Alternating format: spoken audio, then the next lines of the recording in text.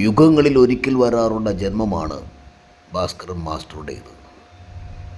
1924 April 21 കൊടുങ്ങല്ലൂരിൽ ജനിച്ച ഭാസ്കരൻ എന്ന പി. ഭാസ്കരൻ മാസ്റ്റർ കൈവയ്ക്കാത്ത മേഖലകളില്ല.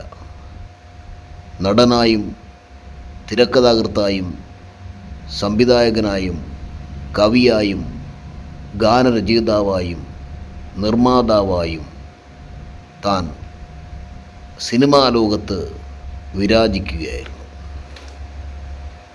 1954 നീലക്കുയിൽ എന്ന ചിത്രം തുടങ്ങി 60-ലേറെ ചിത്രങ്ങൾ അദ്ദേഹം സംവിധാനം ചെയ്തു. പ്രേം നസീർ നായകനായ ഇരുട്ടിൻ്റെ ആത്മാവ് എന്ന ചിത്രം നസീറിനെ കൊണ്ട് അഭിനയിപ്പിക്കാൻ ഭാസ്കരൻ മാസ്റ്റർ എടുത്ത തൻ്റെ ഇടം ചെറുതൊന്നുമല്ല. എത്രയെത്ര മികച്ച ചിത്രങ്ങളാണ് അദ്ദേഹത്തിൽ നിന്നും മലയാളിക്ക് ലഭ്യമായത്.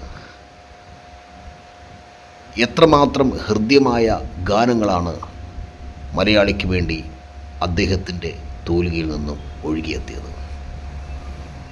ഭാസ്കരൻ മാസ്റ്ററുടെ ഓരോ കവിതകളും ഗാനങ്ങളും മലയാളികളുടെ ചുണ്ടിൽ തത്തിക്കളിച്ചു. മഹാനായ ആ കലാകാരൻ്റെ ജന്മദിനമാണ് ഏപ്രിൽ 21.